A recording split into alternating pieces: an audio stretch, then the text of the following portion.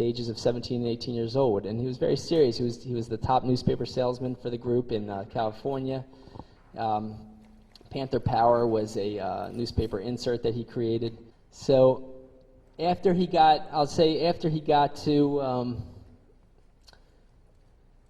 out of, I'm going to expand this, I guess, maybe that will help. That makes me lose the side. Is there a way, Nudge, is there a way to get this? There we go. 1 second, guys.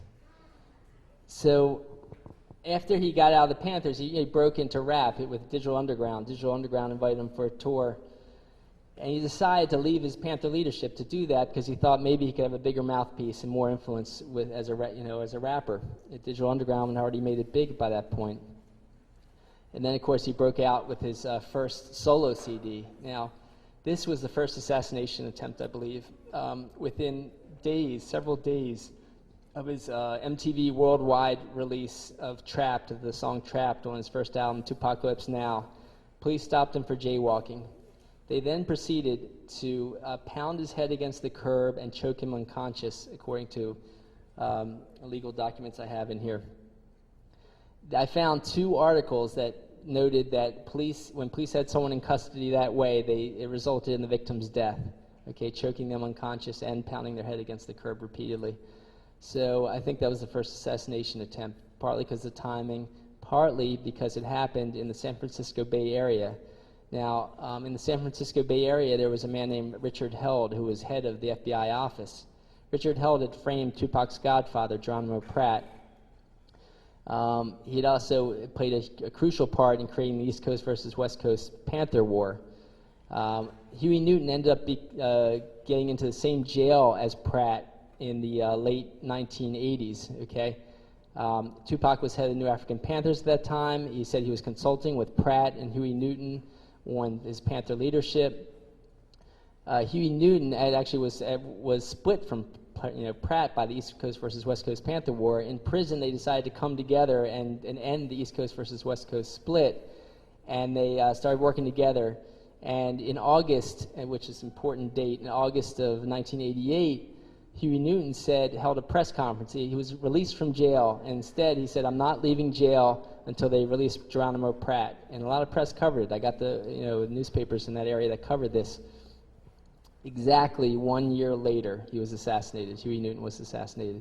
I got the articles that cover that assassination, and they say, and the press often reported it as a botched drug deal, but eyewitnesses say that he was shot once to put him on the ground and twice in the head, which is a known U.S. intelligence assassination, way of killing someone.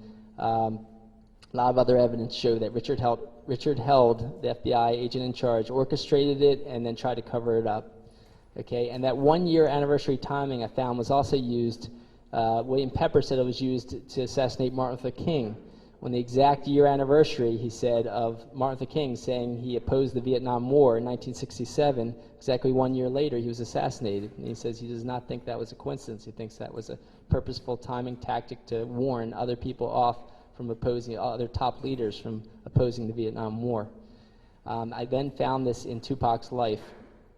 Exactly 3 years after Huey Newton's assassination, there was the Marin City Festival. Did anyone hear about a little boy being shot at the Marin City Festival?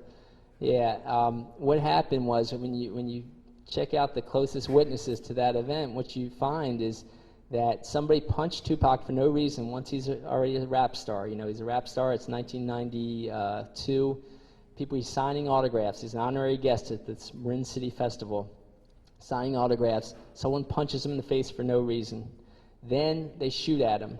Maurice Mopreme Harding, Matula Shakur's son, was bodyguarding Tupac at that time. He took out a gun and fired straight in the air to try to protect him, to warn these people off, these strangers that were attacking him for no reason.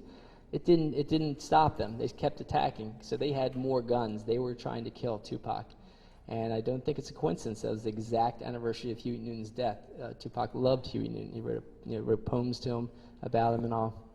So that was assassination attempt number 3, I believe, because the second one was when Tupac came out with Juice at the film premiere party, which was in San Francisco. Someone did a drive-by on his limousine. Okay, Tupac wasn't in a gang, wasn't involved with gangs at that time. They did a drive-by on his limousine, and I found another incident where unmarked police cars with police out of uniform had done a drive-by on an important witness in a police brutality case against a NFL football player. And so these tactics have been used before, okay? These are 3 tactics early on, okay? Then Tupac got bigger and bigger, of course, as a rap and film star, we know. Now, while he was doing that, he still kept his political activist agenda. He had Watani Tayahimba become his business manager, and Watani was one of the leaders of the New African People's Organization. Chokwe Lumumba was his national lawyer. He was head of the New African People's Organization. Tupac had developed a plan called the Thug Life Movement with Mutulu Shakur, who was in prison still. But that plan was to further a movement already started by former Panthers who were getting the Bloods and Crips gangs to call a peace truce and stop fighting each other and to fight racism and to fight capitalism in general, because a number of them were turning socialist and were working as left-wing activists, to the point that one Crip leader spoke to a socialist black group in England called Panther. So, and we also know that Monster Cody Scott had turned into a Marxist. His best-selling book talked about his Marxist conversion, and he changed his name to Sonika Shakur out of tribute to the Shakurs before Tupac died. So Tupac was actually having a lot of success with this in furthering this gang peace truce movement that was spreading throughout the country. He was present at gang peace truce picnics. It spread across the country to the point that even the Latin Kings, New York's largest gang of Latinos, was converted to activism based on this peace truce movement. And so for that, he was a danger. He was a threat to U.S. intelligence, of course, and the super rich. So what happened next was he was in Atlanta, and you might have heard that he shot some cops. If you read the details, if you read the local papers, if you talk to his lawyer, which I did, I talked to his lawyer who talked to many witnesses, both white and black witnesses said that it looked like a gang of white people attacked Tupac's car. Top witnesses said, I talked to Watani Tayahimba, said, gave me details too. Tupac's cousin was in the convoy, gave me details. Basically, a cop took his gun, smashed Tupac's window, and shot at him. Okay, and he was supposedly an off-duty cop. Of course, he wasn't in uniform. It was found that that gun was stolen from an evidence locker. They call that a throwaway gun. Gun you commit a murder and then you throw it away so you can't be traced to it. So that ended up coming out in the paper. So how did a black man get off of shooting 2 white cops several times in Atlanta? So Tupac got off completely. He got off completely because it was a botched assassination attempt, I believe. And they didn't want to reveal that, okay? So Tupac really just dodged a bullet, ran back, grabbed the security guard's gun, and shot back at him because they started to run with their gun pointed back, still pointing at Tupac. So after that, we have another assassination attempt that occurred, but at first it was a frame-up attempt. Haitian Jacques Agnant had entered Tupac's life when he was filming in New York on the Above the Rim film set. Tupac said all of his money was going to his Black Panther extended family. It was also going to his lawyers because they were using what we call the harassment arrest strategy that they used against the Panthers. They were using, I believe, against Tupac. Constant arrests when public, smoking weed in public. They said in a hotel lobby, which is an absurd thing. Tupac was way too smart to do that, I believe. For slapping a woman, asking for his autograph, all kinds of ridiculous charges they were bringing up against him. It was constant money to lawyers, constant money to get out of jail. He was also supporting a huge amount of activists in his life, too.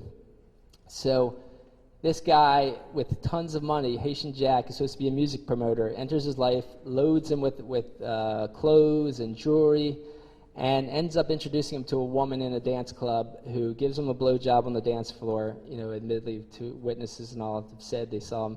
She admitted in court kissing his penis on the dance floor.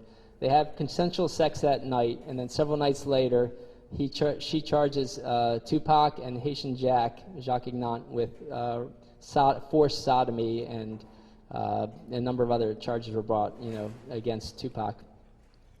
Now, of course, there's loads of horrible brutality against women and rape out there, but this looked like a setup. Haitian Jack set the whole thing up, and Tupac ended up finding all that out. Now, Tupac ended up, if you look at the court documents, which I have in the DVD and the book, you'll see that the only count that Tupac was found guilty of was touching the woman's butt against her will. It was constantly misrepeated as either rape or even sexual assault, which you don't know what exactly that means. It was touching a woman's butt against her will when both parties agreed they had consensual sex, okay? And then it said assisting the touching of her butt against her will. Okay, he was found not guilty of sodomy, not guilty of assisting sodomy, not guilty of attempted sodomy, not guilty of all other charges. For that one charge of touching the woman's butt against her will and assisting Haitian Jack of touching her butt against will, he got 1.5 to 4.5 years in a maximum security prison. What did Haitian Jack get? 2 misdemeanors, practically traffic tickets, okay? If you don't go to prison, there's only a few things, you got to be working with the police.